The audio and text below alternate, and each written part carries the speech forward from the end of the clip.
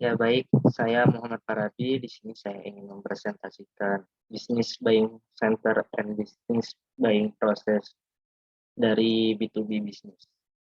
Saya langsung saja masuk ke PPT presentasinya.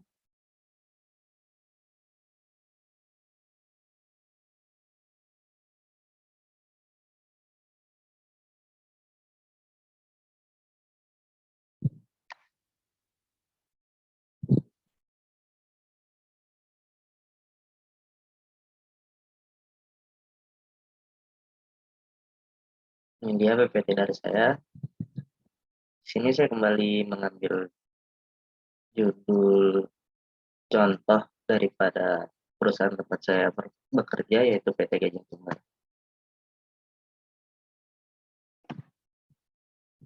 B2B marketing ialah sebuah aktivitas pemasaran yang terjadi antara pelaku bisnis dengan pelaku bisnis lainnya, atau disebut juga dengan bisnis ke bisnis.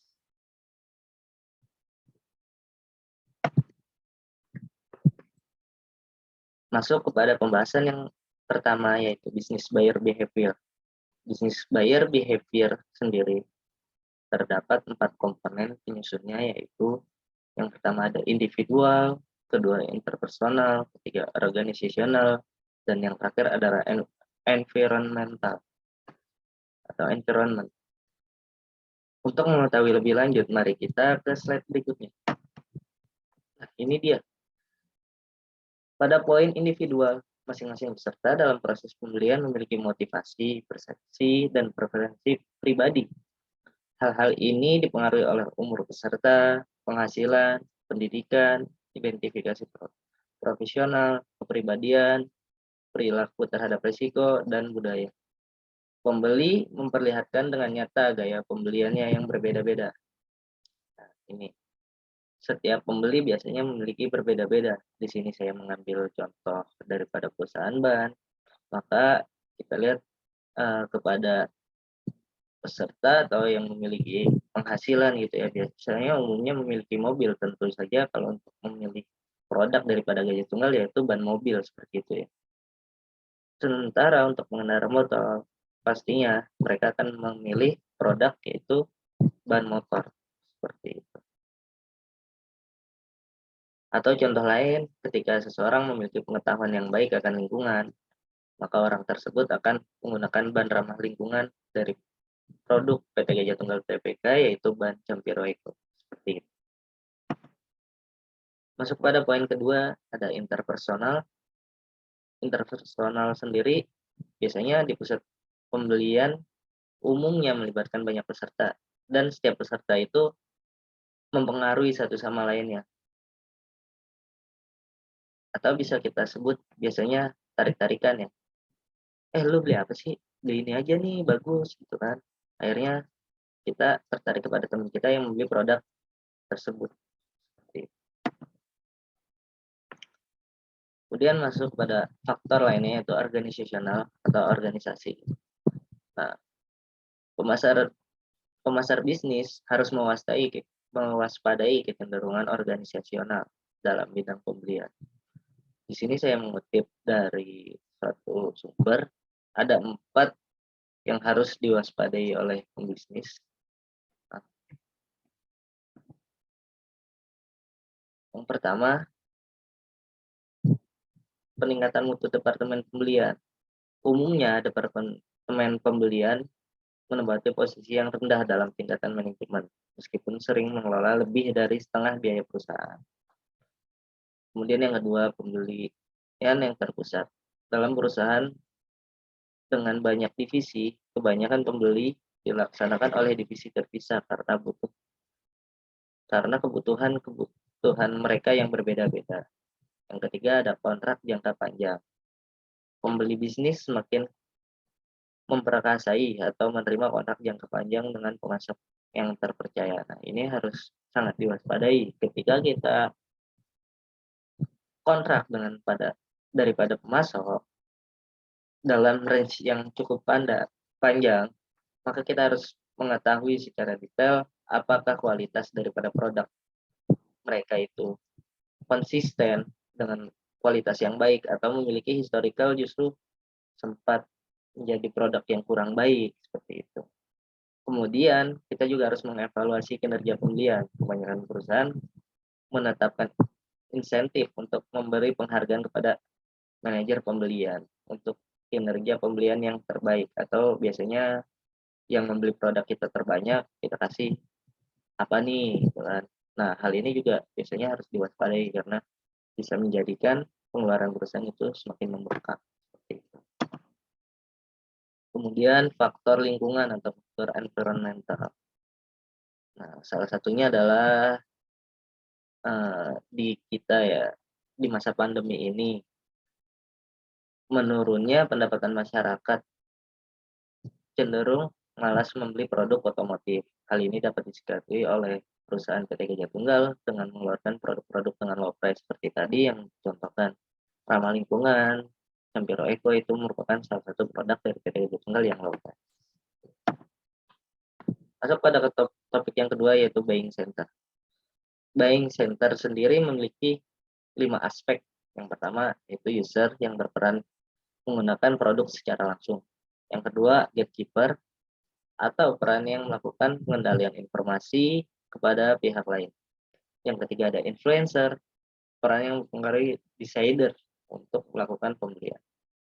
Yang keempat ada decider sendiri, peran yang melakukan approval terhadap pembelian yang dilakukan. Yang kelima ada buyer, peran yang bertugas melakukan pembelian. Langsung saja kita masuk kepada flow proses daripada bisnis buying, pembelian bisnis.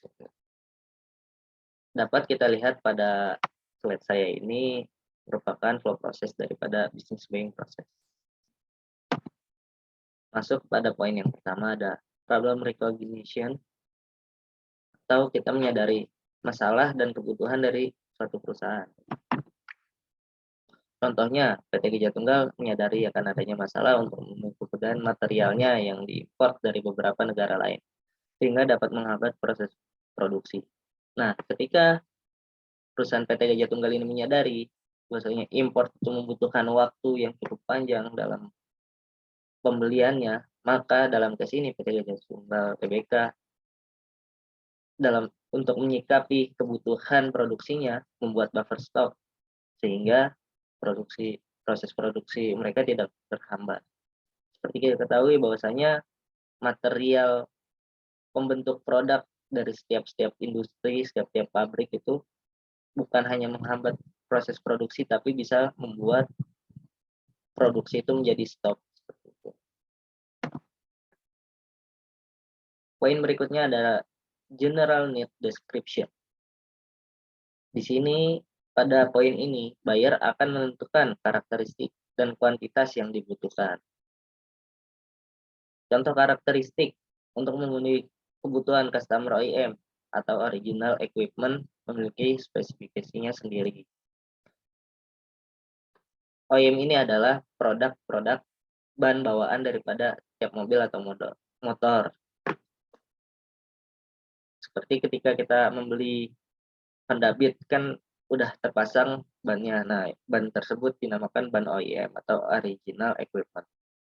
Atau contoh lain, seperti jika Toyota Avanza pada poin ini, seperti ketika Toyota Avanza membutuhkan ban, maka disesuaikan dari jenis mobilnya, sehingga produsen ban harus menyesuaikan spesifikasi tersebut. Dan tidak mungkin mobil Avanza yang dipesan oleh Toyota akan diberikan ban oleh Gajah Tunggal berupa ban-ban mobil untuk pertambangan, seperti itu.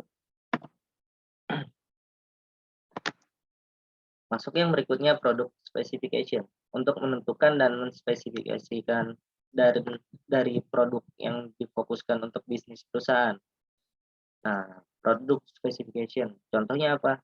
Gajah Tunggal ini kan berfokus pada produk spesifiknya adalah ban, gitu. Nggak mungkin Gajah Tunggal ini menjual produk lainnya. Kemudian poin berikutnya ada supplier search. Di sini adalah proses di mana buyer akan mencari vendor yang terbaik dari beberapa pilihan yang ada. Seperti contohnya perusahaan membutuhkan karet, PT Gajah Tunggal ini membutuhkan karet karena kita tahu bahan dasar daripada pembuatan ban adalah karet. Nah, karet yang dicari oleh PT Gajah Tunggal ini adalah karet yang memiliki spesifikasi standar berupa SIR 20 atau Standar Indonesia Rubber nomor 20. Maka perusahaan akan membuat tender ke beberapa vendor karet sesuai spesifikasi yang diinginkan. Nah, di sini juga perusahaan tidak boleh memutuskan satu supplier, khawatir terjadi permainan atau monopoli. Baiknya adalah perusahaan menetapkan beberapa supplier untuk mensuplainya. Masuk kepada poin berikutnya ada proposal solicitation. Setelah mendapatkan produk sesuai spek kebutuhan perusahaan, maka perusahaan mengundang vendor yang tadi sudah sepakat dengan kita untuk meregistrasikan menjadi vendor resmi perusahaan tersebut dengan menandatangani perjanjian. Perjanjian itu biasanya di dalamnya ada seperti lead time, kemudian quantity, ada juga mungkin harga gitu ya, dan lain sebagainya. Masuk pada supplier selection. Pada tahap ini, buyer akan menyeleksi vendor yang sudah diajukan proposalnya. Buyer akan mempertimbangkan produk yang akan dibeli. Nah, di sini seperti yang tadi disebutkan, baiknya perusahaan itu menyediakan melempar proposal kepada beberapa vendor, sehingga perusahaan dapat memilih mana vendor yang terbaik. Yang pasti, yang paling utama adalah yang ditetapkan oleh perusahaan umumnya adalah terkait dengan price atau harga. Yang kedua, dengan harga yang murah itu kualitasnya seperti apa dan lain sebagainya.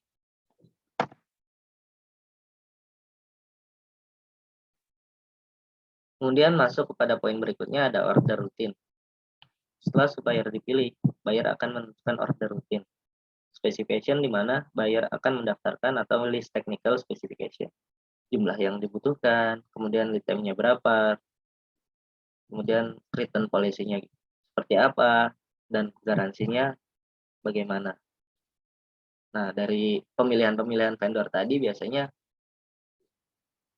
ada tuh di perjanjiannya proses pengembalian barang ketika barang yang diberikan oleh supplier itu salah seperti apa sih? Atau ada batasannya nggak sih? Garansinya berapa lama? Katakanlah kita beli hari ini, kalau garansinya warranty-nya 30 hari, berarti nggak bisa dikembalikan di lebih lewat daripada 30 hari. Seperti itu.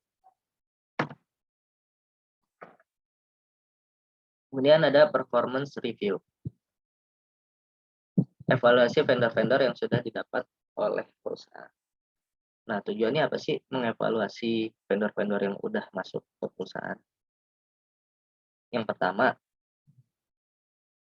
apakah barang dari vendor tersebut perlu dimodifikasi? Ada yang kurang nih, perlu tambahin ini nih, Pak. Kayaknya bisa deh dari Bapak.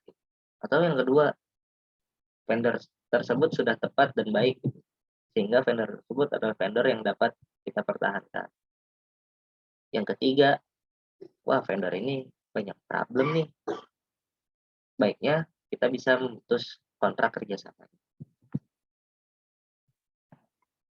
Mungkin sekian presentasi dari saya. Berikut merupakan referensi daripada presentasi yang saya buat.